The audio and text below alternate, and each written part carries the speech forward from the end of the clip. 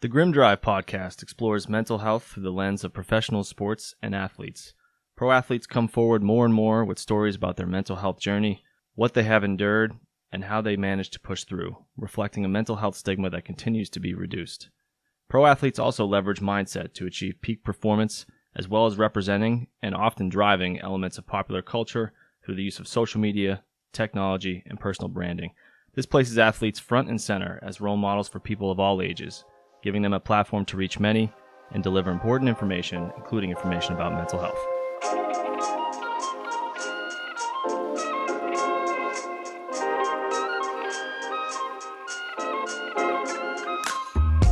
Welcome to the Grim Drive podcast, where we explore mental health through the lens of professional sports and athletes. My name is Jonathan Busfield. I'm here as always with my co-host John Cuna. Today we'll be discussing the Chicago Blackhawks and the sexual abuse scandal that has come to light. This, most people have probably heard about this, but I'll give you a quick background. Kyle Beach is a hockey player. I believe he plays outside the United States now. He was on the Blackhawks team in 2010. I think he was I forget the term, but it's a player who kind of comes up, a younger player comes up for the stretch run for the playoffs, that kind of thing. I think hockey or the NHL is unique in that sense that they kind of do that. So Kyle Beach was a player who was 20 years old, played for the Blackhawks in 2010, and was sexually assaulted or sexually abused by Brad Aldrich, who was a video coach at the time.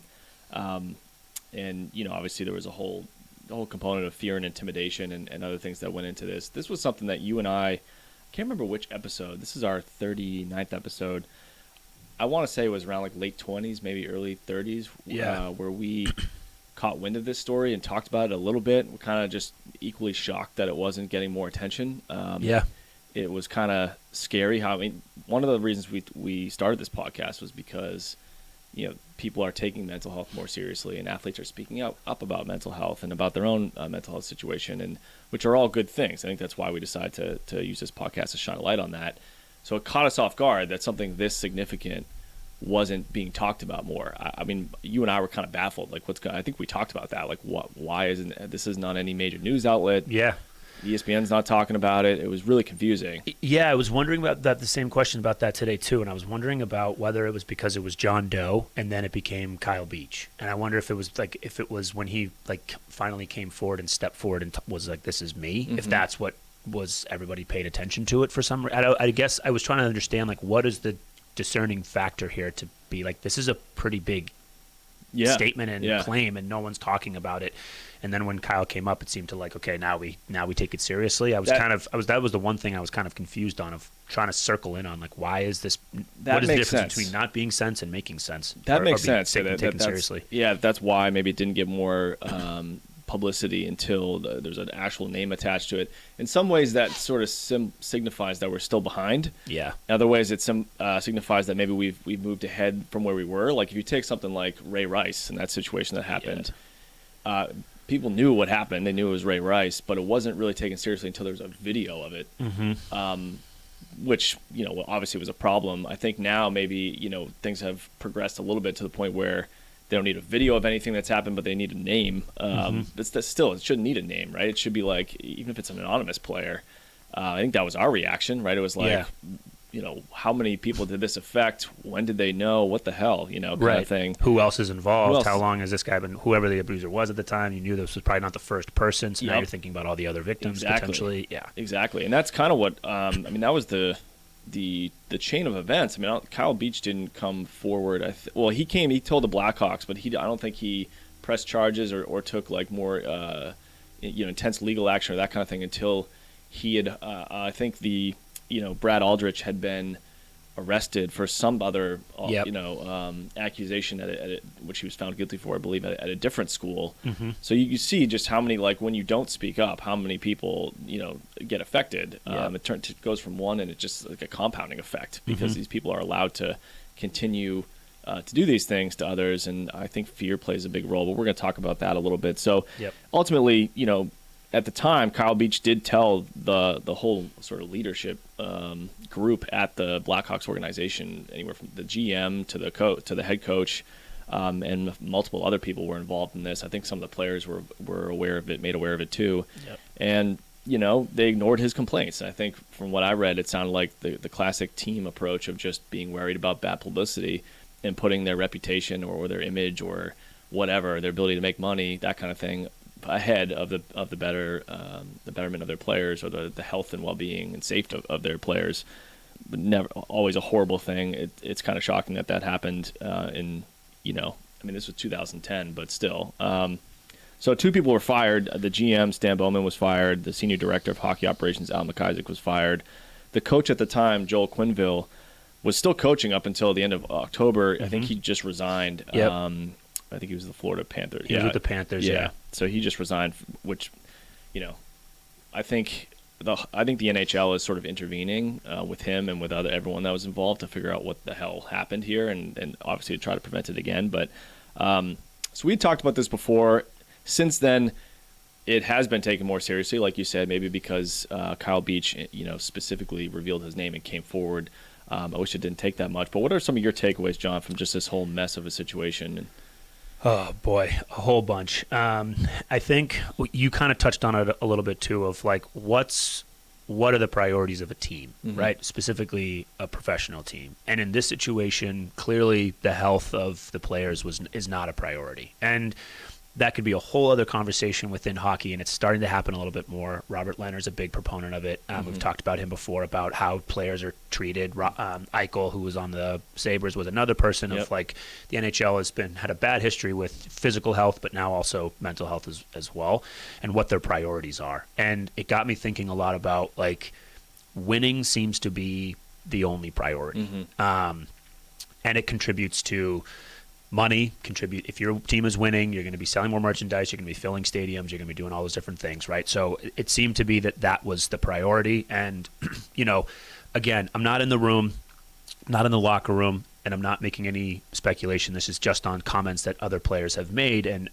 specifically the two main figureheads of that team are Jonathan Toews and Patrick Kane. And they made some statements afterwards that, I don't know, maybe not like cringy, but getting pretty close to that, where they essentially said that they kind of knew what was going on, or they had heard rumors of what was going on, but then they had made statements of like, everybody in there was just trying to win hockey games. And that like floored me. Yeah. I have a lot of respect for Jonathan Toews and a lot of respect for Patrick Kane, and I have to admit that one really damaged that reputation for me of clearly the protection of their reputation and their winningness of their team was more important than a teammate coming out and being like, hey, someone's like really hurting me. Yeah. And they just sort of said like, well, winning's the priority and I can hide behind that because that's the priority. And I wonder, and I don't think it's probably a stretch of the imagination to think that stuff goes on, not just in professional levels, but all over the place, that the priorities are just off. And then it also made me try to have some empathy. I always try to have empathy for people who make statements like that, and we figure out like, how did they get there? Like, how did that become their norm, that winning was more important than the health of somebody else? And I think, we talk a lot about this with male mental health in general, but males specifically, but people in general don't get educated on these types of situations. Like I don't remember sitting in class being like, hey, if you hear a rumor of someone being sexually assaulted, here are some steps of things that you could be looking to do right? So I think that's also a big part of one of the gaping holes that a lot of people go through, is they're not educated on these. I think partly because it's a really uncomfortable conversation. I think, where do you have the conversations? Do you put the onus on schools to have those? Should parents be having those? Should teams be having those? I think that they should be happening everywhere. Well, we've talked a lot about like how there is a massive gap in terms of and this isn't to blame schools, but there's a massive gap in terms of what schools teach versus what they don't teach, and the things that are missing. There are a lot of things that are missing from a typical school education that are really integral to like living a healthy adult life, right? Specifically when it comes to like emotional intelligence, social intelligence, mental health awareness, things like that, like financial literacy, right? All these things you and I are very passionate about, trying to find where those gaps are, and maybe even create something that fills those gaps so that people get the education they need that school's not going to provide. And again, not to say that school's responsibility to provide everything. Schools are never going to be perfect. Well, that's the point too. Like, is that the school's responsibility, right? Like, it's easy to point fingers and say like the schools are letting our kids down, but they have. I mean, I've worked in schools before, and it's pretty intense with what their expectations are, what they have to teach. It's like constantly shifting and changing. Yep. So it can't just always come from schools. Correct. And it can't always be blaming schools of like, it's your fault that they're not educated Agreed. on this. When we hear education, we think school, but education comes from lots Yep. of different Yep. sources, Yep. not just schools. So that's, I think, one of the two biggest takeaways for me was that clearly in this situation, winning was more important than the health and safety of their players and of their teammates, which then lends me to go a little bit further down that rabbit hole of saying, like, how cohesive was that locker room if someone is coming and talking about how they're being abused and nobody stood up and said anything. Mm-hmm. That's sad, scary. I feel awful for Kyle in terms of it sounded like he was really trying to vocalize what was going on, and just nobody Well, was. at 20, Right. like, Right. Not to say it would be any easier at 30. Of course not. But No. as a 20-year-old, we work a lot with guys that are in the 18 to 25-year-old range, and I actually give credit to all these professional athletes in particular that are in that 18 to 25-year-old range and are given a lot of money and a lot of fame and a lot of access to different things and social media and pressures, and your brain's not even as a guy anyway, your brain's not developed till what, 25, 26 fully. Mid-20s, yeah. Right. So like that 18 to 25-year-old range is such a gauntlet of like just unpredictability, and I mean you're supposed to be making mistakes and you don't know what you're doing because you're legally an adult at 18 in the U.S. anyway, but you're not really functionally an adult, in my opinion, until about somewhere in the 23 to 25, 23 to 26-year-old range, depending on who you are. And to go through this at 20, you just feel for somebody like, that's just horrible to have to deal with that because how alone the person must feel. And we know how much, you talk about education around this type of aspect. When this happens, there's always fear and intimidation and threats that go central to it, right? So this guy threatened his livelihood and his career. And that kind of fear and intimidation goes very much hand in hand with, why it might seem, I think a lot of people from the outside who are uneducated would look at a hockey player and say, like, you're a hockey player, you're a big, tough guy. Like, why would you, why wouldn't you just walk out of the room? And it's never that simple. Like, the psychological manipulation and fear and intimidation that goes into this, it cannot be understood until you really work with people that have been through this or you've gone through it yourself, because it's just something that you don't understand until you've been in that situation. Right. And perfectly said of even the biggest, tough guys can't, this is still something that everybody struggles with. It doesn't come down to like physical dominance. That's not the case. Right. And you've got a kid who's 20 years old. He's been working his entire life to get to the show. He's finally there. And what he's going to throw that, all away. Exactly. And his family's going to be disrupted. He's got all these things that are going on. He's getting threats and of course, right? No matter how much he can bench press or squat isn't going to help him out of that situation or make him feel any tougher or stronger. That's a situation. I think that's, to your point, I think that's part of the education process of helping people understand that of like, why didn't he just leave? Why didn't he just get out of the room? Like, come on, it's. And I think that's where victim blaming starts to come into play too. Of like, well, it's he, not necessarily he was asking for it, but like he could have done something to prevent this. It's like, well, no, right? No, clearly he couldn't. He couldn't have. If he could have, he would have. And he doesn't know what's going on. Like you said, the psychological manipulation that goes into that is far more impactful than like the physical restraints he has. Yeah, and that this happens in an instant. I mean, it makes me feel queasy to even get into this type of thing and discuss it in this type of detail. But like, it's not like he had the chance to go home, think it over, and then make the decision the next day. Like a person who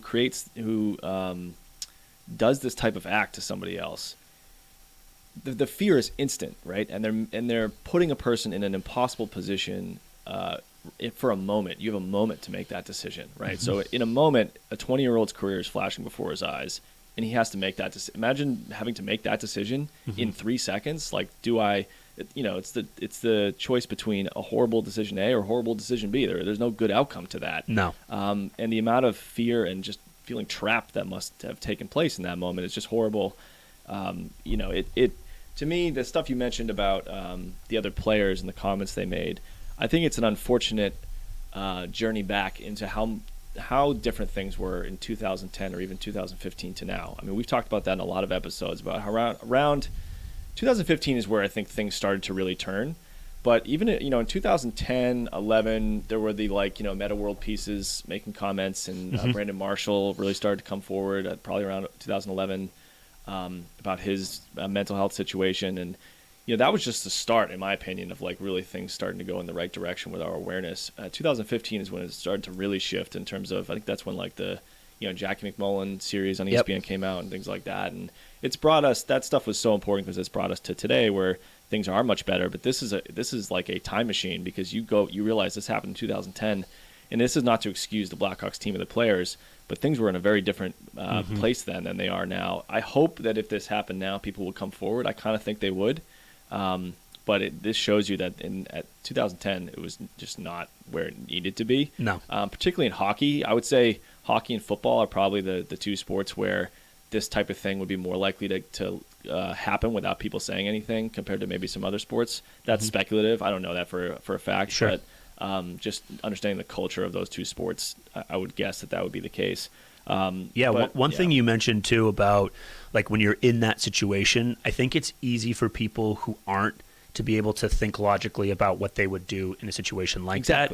And when you're in that situation, your brain physically cannot make rational decisions. It's not logic at all. No, that part of your brain, fight, flight, or freeze. You're in complete survival mode. You cannot think clearly about, hey, something might be going on. Let me process this information as it's coming in and think and synthesize it and think about how I want to respond.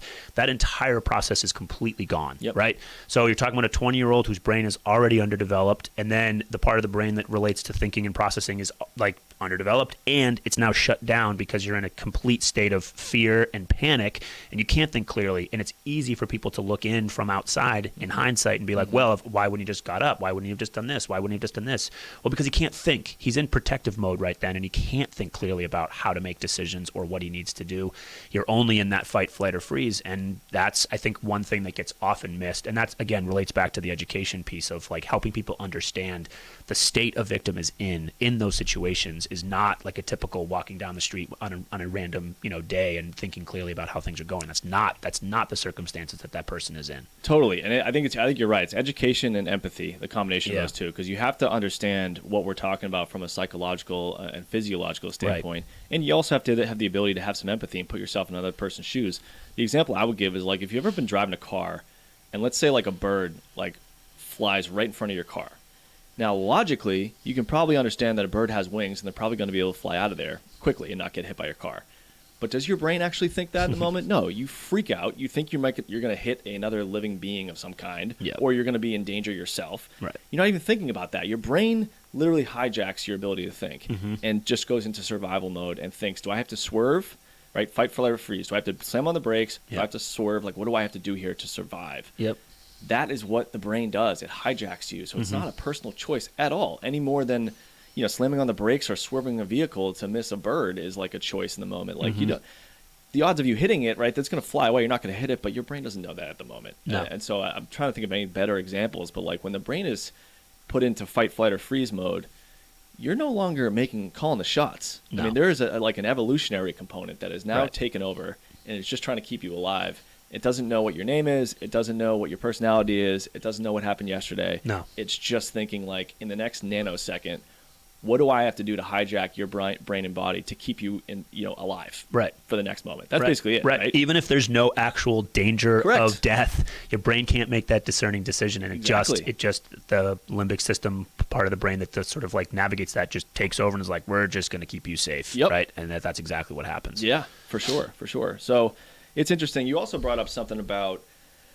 ownership, and I think this is where like sports, it's a very slippery slope because these teams, in effect, because of the contracts and the way they have exclusive rights to players, it is a bit of like they own the player kind of thing, and they go way too far with that a lot of times. Just because you own a player in terms of their ability to perform as a hockey player on the ice does not mean you own their health or their mental health.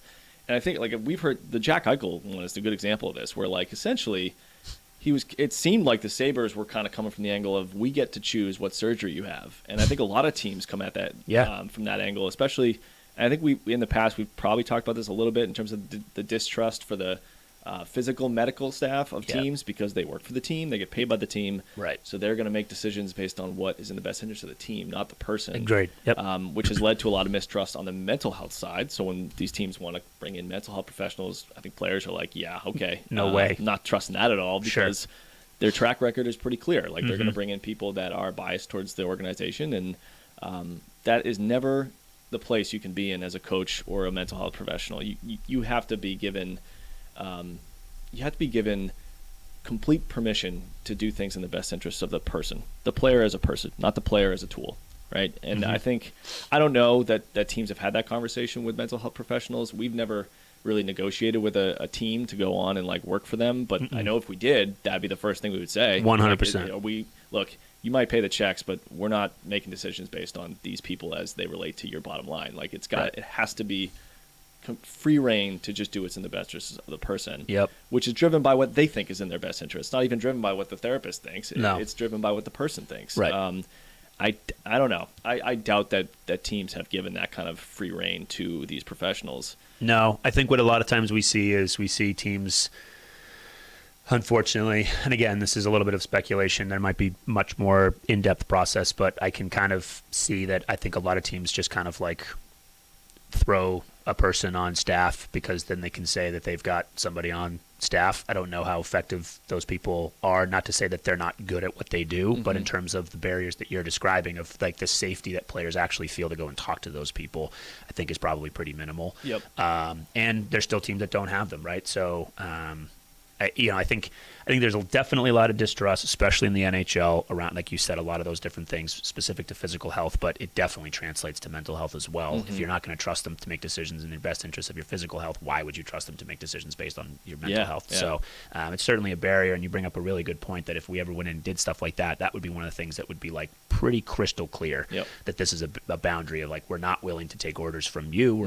We're here to support the actual athletes. And I would be willing to bet a good small fortune that conversation is not being had, and these people that are coming in on full payroll are there as just like another surgeon or doctor or things like that, or physical therapist on staff to do what the team thinks is in the best interest of their team, not the person. Yeah, and I can even see like ownership groups saying what they need to say to get the people on staff and then not following through with that. You actually get into the position and they expect you to do what they want you to do. They're bidding, so to speak. And so I can see that happening. A lot of people getting into the role because they're given promises of like having the ability to do what's in the best interest of the person until it actually comes down to it. And maybe they're not. So ownership, come on and prove us wrong. Come on. We'll welcome any conversations and let us know what the process is. I'd be happy to have that conversation with you guys. Exactly.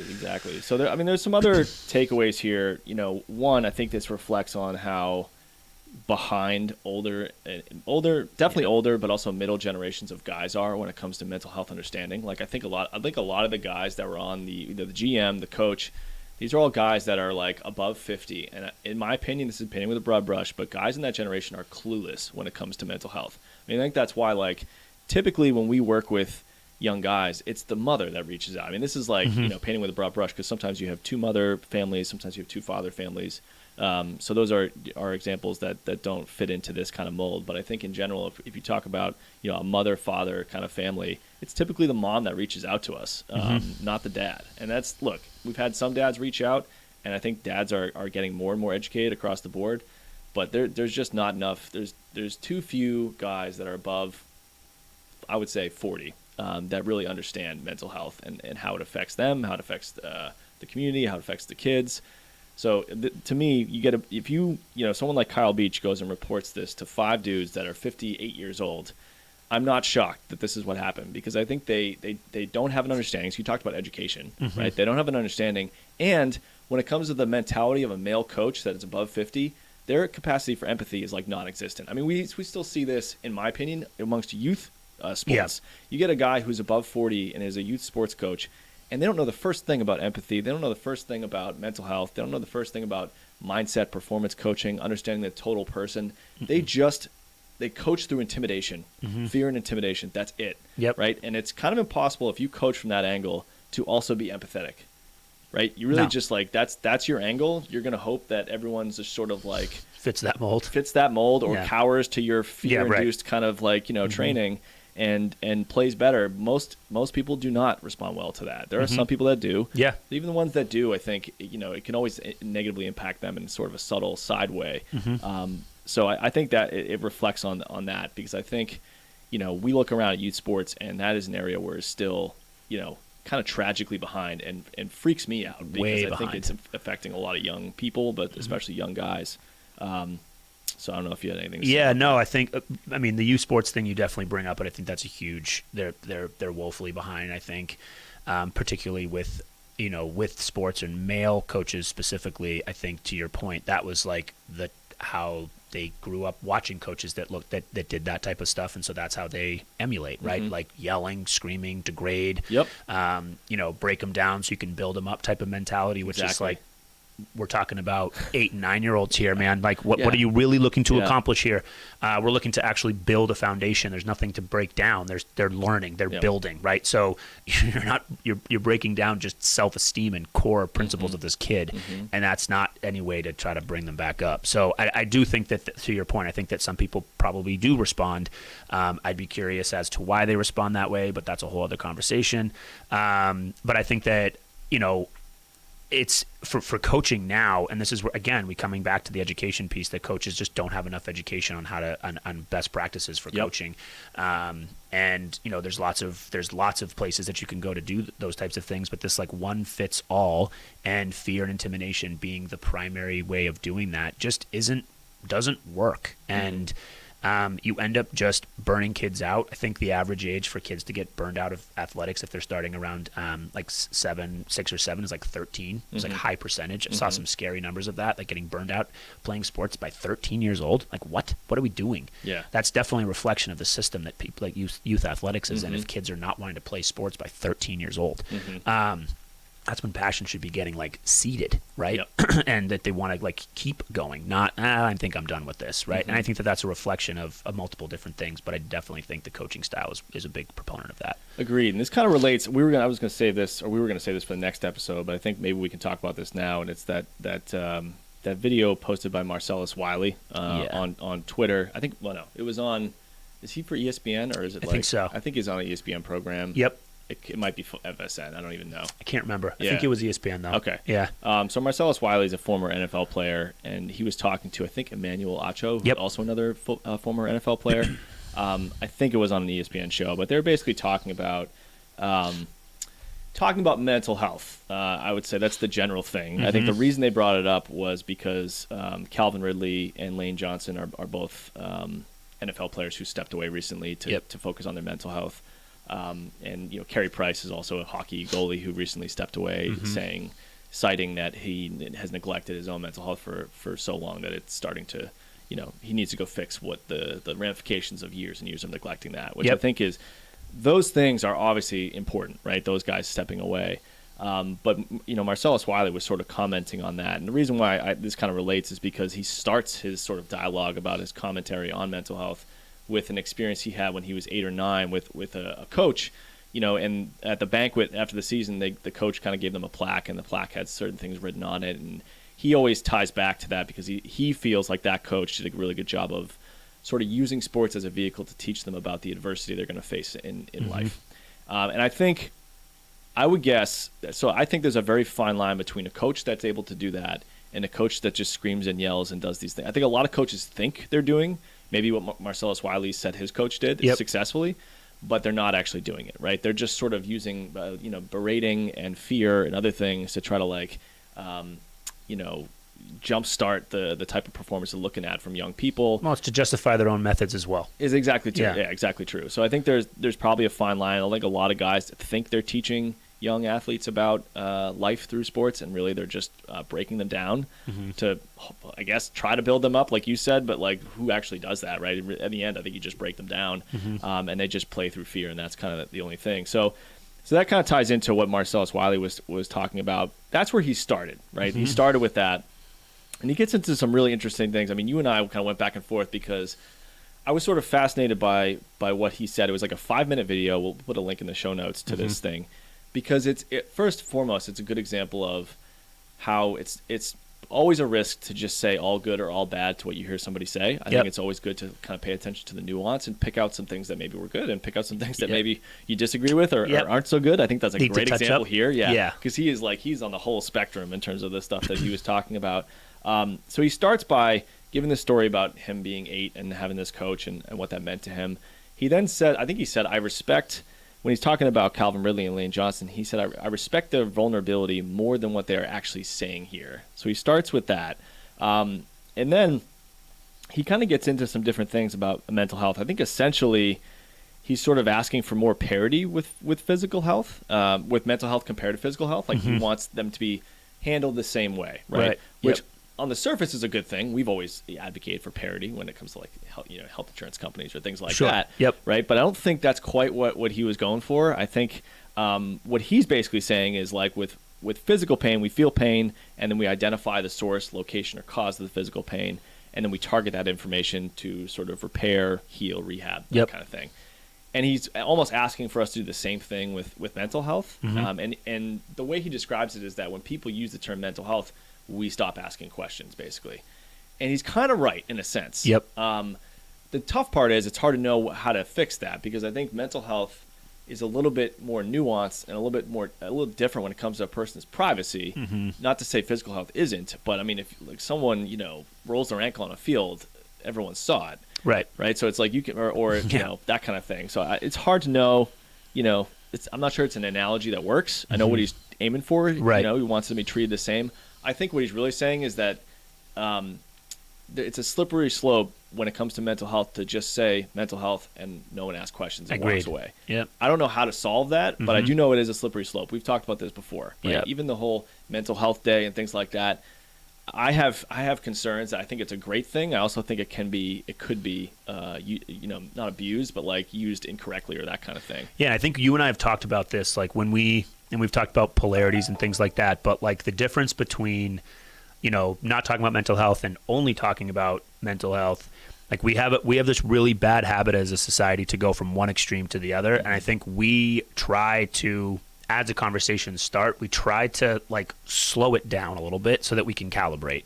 And because to your point, if it just becomes like, oh yeah, my mental health is struggling, and it just sort of like as an excuse to step away, whether it's accurate or not, doesn't actually help the conversation go anywhere, and it just kind of like stunts it. And I think that there was some good points that he made in that 5-minute video.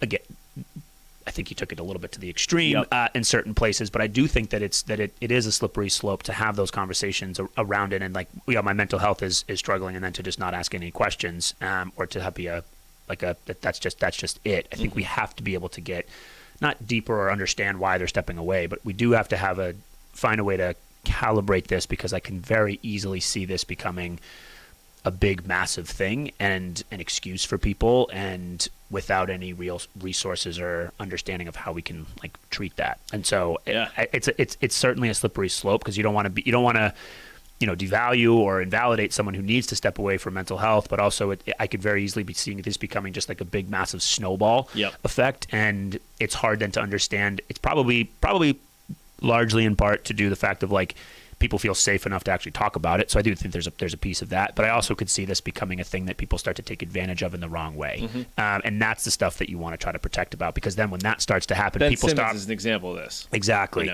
Yes. And I think that when you start to use it for your advantage rather than for your health, people stop taking it seriously. And then we go back to the other thing of like, we're not going to pay attention to it. And we just go back and forth. So it's a really important conversation. And this is why I think we're trying to have it to help calibrate it so that we're focusing on the right questions and we're focusing on the right topics. Agreed. I would say Ben Simmons and Kyrie Irving to me are examples of this. I don't believe for a second that Kyrie Irving actually wanted to step away from mental health. I think he does things that just serve another purpose, that he's looking for his own angle to things so people can't control him and stuff like that, which is a whole other topic. We've gotten into it before. But Kyrie Irving and Ben Simmons to me have the way they've used the whole concept of mental health, I think, has set things back a little bit. I don't know how much.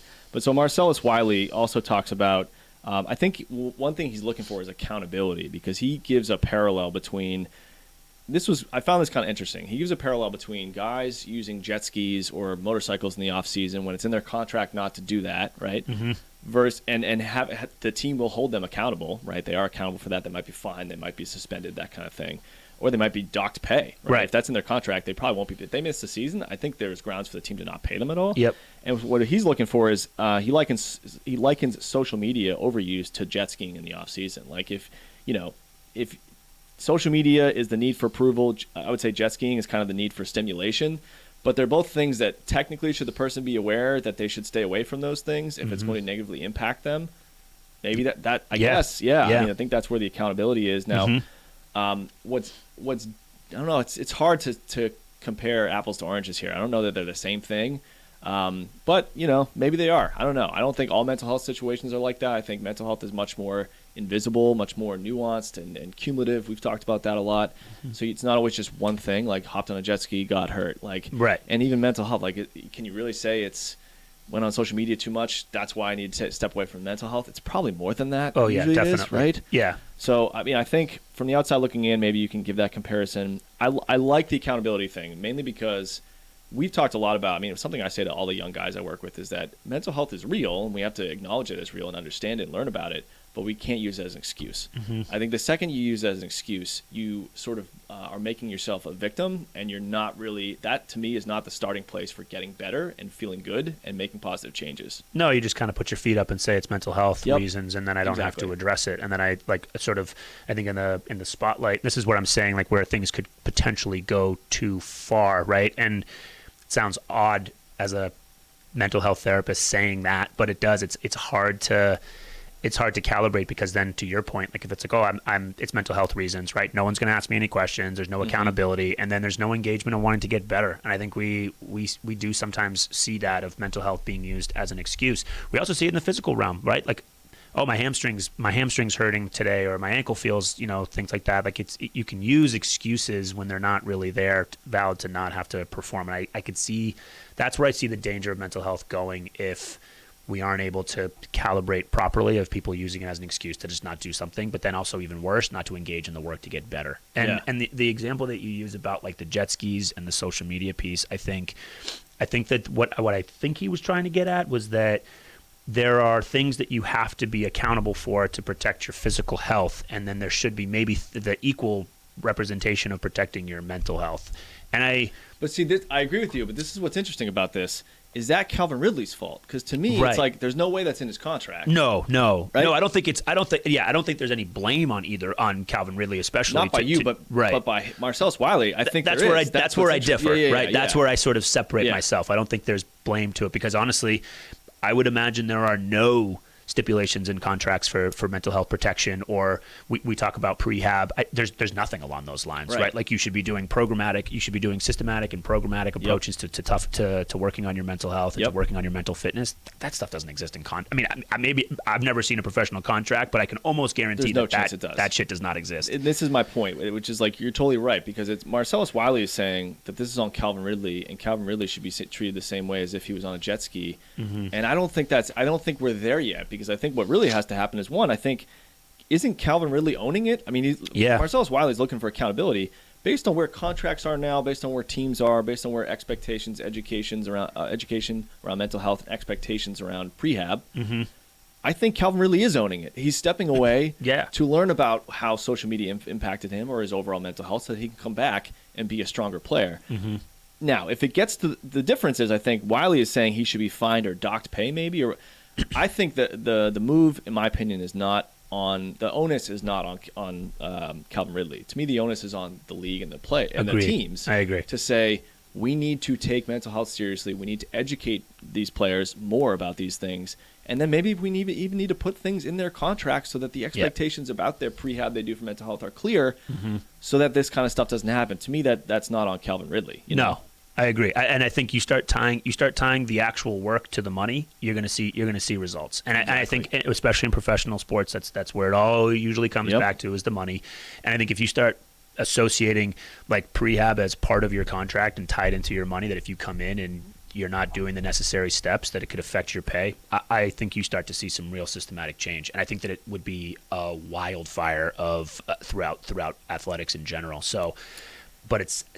This is where we were having these conversations offline about he's kind of saying some good stuff, but going a little bit too much to the extreme. Because to your point, I don't think there's the seed of some really good things. I think he's jumping far ahead of himself or saying them slightly, in my opinion, incorrectly. Right. But there's some things that are true. It's not all horrible. I think there are things that we need to pay attention to that he's saying. Yeah, agreed. And I don't think it's fair to sort of be he needs to, it's his fault, or to not taking accountability, because we don't know, right? It's social media was part of it, but I imagine with stuff like this, if you're removing yourself from the game, there's more risk factors than just social media, Yeah, right? yeah. I imagine there's a lot of other stuff that's going on, and I imagine that's probably what's going on for a lot of these players who are choosing to step away. That it's not just like one thing. I can't imagine that it is. Again, this is speculation, and it could be one thing. But I imagine it's a whole host of different things. And now that people are talking more about it, they're like, oh, you're now paying attention to it and being like, oh, so this experience that I've been feeling isn't normal, and there's actually a relief from this, so I can get help. And then they're doing it. That's the positive influence of this sort of new wave. But like I said, important for us to have the conversation, because I could easily see this, in the future becoming like, well, I just don't feel like going to work today, so I have a mental health. My mental health is struggling, and then no one asks questions, and there's no accountability for that. I do see that as being a problem down the road. I agree. It's a slippery slope. Yeah. He also mentioned something. He said, his quote was, "These cats today are having too many inputs." And so, quote, "These cats today are having too many inputs," end quote. Too many. In my opinion, what he means is too many opportunities, too many distractions, too much of everything, and that includes being your own brand. Right? We've talked about how media has changed, and now players really have to be their own platform, their own brand. Not everyone can handle that. I mean, he talks about physical weakness versus mental weakness, and he says some people are physically strong, some people are physically weak, some people are mentally strong, some people are mentally weak. I think that's a very all or nothing kind of way to put it. Yeah. I think it's about, like, we talk about spectrums, right? There's a spectrum to things. Some people are are mentally strong enough and resilient enough to handle the level of play required to be a professional athlete, all the different things and stresses that come with that, and being their own brand on social media. Other people probably can't. Right. And I don't even necessarily think that makes them weak. I think it's just that maybe it's just not what is suitable for them to be happy or that kind of thing. So is that about weakness? I don't necessarily think it is about mental weakness or mental strength. No. It might just be about fit. Like, I think some people, based on their personality and what they enjoy out of life, are more fit to be okay with enjoying a social media platform and being that kind of brand. Other people are not. Right? So I guess that's about self-awareness, but I think where I'm taking this is maybe that's what teams build in, where they say, like, look, if you plan to take on these 9 inputs into your life, when we're just asking you to be a player, right? If you want to be your own brand because you're trying to make money outside of your salary here, and you want to do this and you want to go to these appearances, you can do that, but that's the same as you going on a jet ski or a motorcycle, and we're going to treat it that way. And if it impacts your ability to stay on the field, right, you will be docked pay. To me, that's where I think it's going to head, is that they're going to end up having language for that kind of thing. Which is a whole different. I mean, we could all have an episode on how to do that in a way that's like balanced and not discriminatory, or who knows, right, where that could go. But it's definitely interesting. Yeah. Anything. So there's one other thing. He gave an example of what he tells to his daughter, which I thought was kind of like good advice. Yeah. It was. He says basically, handle things one. I'm paraphrasing, but handle things one at a time instead of combining things. So like if there's 9 sources of stress in your life, if you're really viewing them as a cumulative kind of thing, it's going to overwhelm you, or you're going to catastrophize and shut down. Yep. Whereas if you handle things one at a time as they come to you, then it's a little bit more manageable. So I'm not sure that applies to everybody, but I think it was kind of good fatherly advice in my opinion. Yeah, that was the one thing I was going to bring. I liked that piece that he gave, because that's something that you and I know I talk about a lot with clients who come in and there's like 50 million things, and I was like, great, let's talk about the one that you have the hardest time and kind of work through it one by one to help you said like sort of decatastrophize the situation. And when you've got a million things on your mind, you're not thinking clearly, and so it is nice to just be like, let's talk about one thing right now and work and start from there. Exactly. So a lot of stuff that I think his delivery and some sensationalism sort of probably clouded some truths. Sure. But he did say some good things. We talked about a couple. There's also, he talked about the need for too much external validation causing massive issues. Definitely true. Yeah. I think Calvin Ridley's an example of this, right? If you aren't able to intrinsically, meaning from within, drive your own sense of self-worth and validation, you are screwed. It's only a matter of time if you're looking for that from anyone around you, aside from yourself, right? Even your immediate family. I think you have to be able to derive that from yourself. I can confidently say that 100% of the athletes that I work with, this is one of the main issues that they struggle with. Yep. Yeah, is that their performance dictates their mood, or their self-sense, or their getting good positive feedback from either from fans or from coaches or from players. They do not have the ability to intrinsically generate confidence, and it's the number one thing usually that I'm working with. Yeah, this relates to, you talked a lot about identity, overlap between identity and always the position in sports as an athlete, and how that is the only driver behind their confidence or their self-worth. Yep. So he also talks about the need to be responsible for our own mental health and decisions we make, and I agree with that too. I agree. And so some good stuff. I know a lot of people will probably scream at us for even remotely trying to phrase what Marcellus Wiley said as positive, but I do think it's important to say, no, there's a lot of stuff that maybe we don't agree with there, but there's a lot of good things that if we tweak them a little bit, actually have some value to what he said. So, so that was it. We just covered a whole spectrum of things, right? And it's not to, we talked about, the Ben Simmons, Kyrie side of the spectrum when it comes to mental health and the importance of mental health in terms of why someone steps away. And then we covered the far end of the spectrum, which is what Kyle Beach went through in terms of, assault and abuse and trauma. That is a wide range of things, right? And we're not comparing those people at all. I think it's a whole spectrum and range, all important for us to be educated on, and I think we just try to cover that. So, again, just as a reminder, all the helpful information and links that we described today can be accessed in the show notes and on our website at grimdrive.com. I want to thank everyone for listening to the Grim Drive podcast for this discussion about the Chicago Blackhawks. We'll be back next week to talk about hormones, specifically dopamine. Thanks, everyone.